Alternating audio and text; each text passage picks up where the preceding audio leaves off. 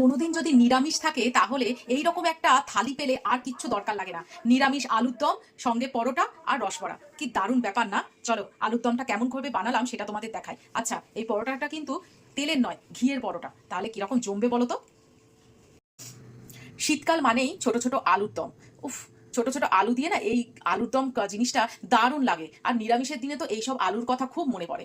আজকে সেরকম একটা দিন, যেটা আজকে মকর সংক্রান্তি প্লাস একাদশী, খুব একটা ভালো দিন, যে দিনে আমি চালের কোনো জিনিস খাবো না। তাই রুটি, পরোটা, লুচি যাই হোক না কেন বাড়িতে, তার সঙ্গে এই আলুর কথা খুব মনে পড়লো। মনে পড়ার সঙ্গে সঙ্গে একদম প্রেশার কুকারে একটা দুটো সিটি দিয়ে দিলাম। Good afternoon. আজকে করব ছোট ছোট আলুর দম, যেটা খেতে দুর্দান্ত লাগে। আমার তো বিশেষ করে এই ছোট ছোট আলুর দম খেতে দারুণ লাগে। কি জানি বড় আলুর দম আর ছোট আলুর দমের মধ্যে কি তফাৎ, কিন্তু আমার ভালো লাগে। শুকনো খোলায় প্রথমে গোটা ধনে আর শুকনো লঙ্কা, একটা বড় এলাচ, কিছু গোলমরিচ,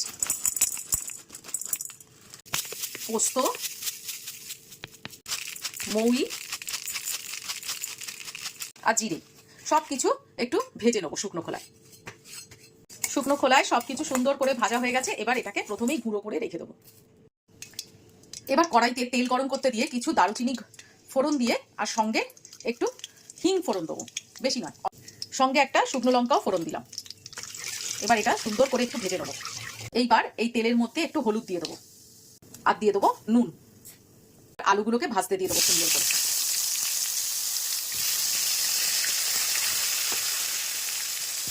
এই মিক্সিং জারের মধ্যেই আমি কিছুটা আদা আর শীতকালে সবকিছু উপভোগ করবার জন্য কাঁচা টমেটো দেবো। পাকা টমেটো আজকে দেবো না। আর কিছু কাঁচা লঙ্কা পেস্ট করে দেবো আগে।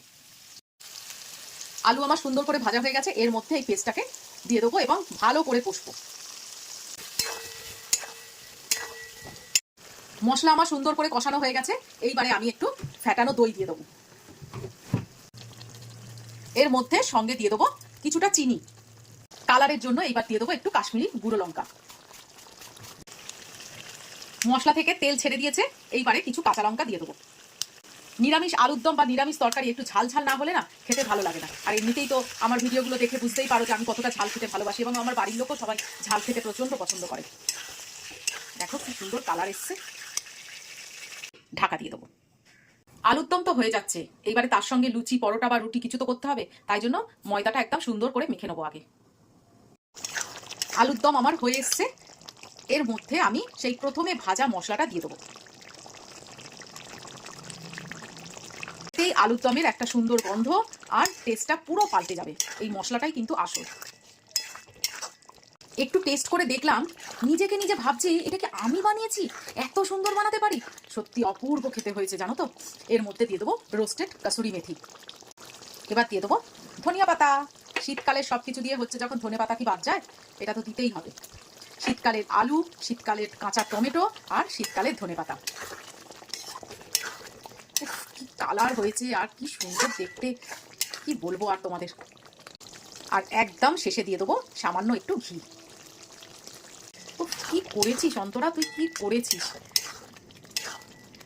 দু তিনটে আলু একটু কড়ার গায়ে না একটুখানি লাগিয়ে থেঁতলে দিয়েছি।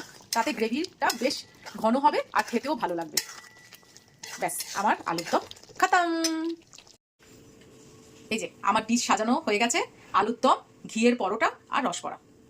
সাজিয়ে নিলাম লুচি আর আলুর দম। সত্যি কথা বলতে কি, তিনটে মানুষ আমাদের বাড়িতে, কিন্তু দেখো দফায় দফায় সবকিছু হয়। কারোর লুচি পছন্দ, কারোর রুটি পছন্দ, কারোর আবার পরোটা পছন্দ।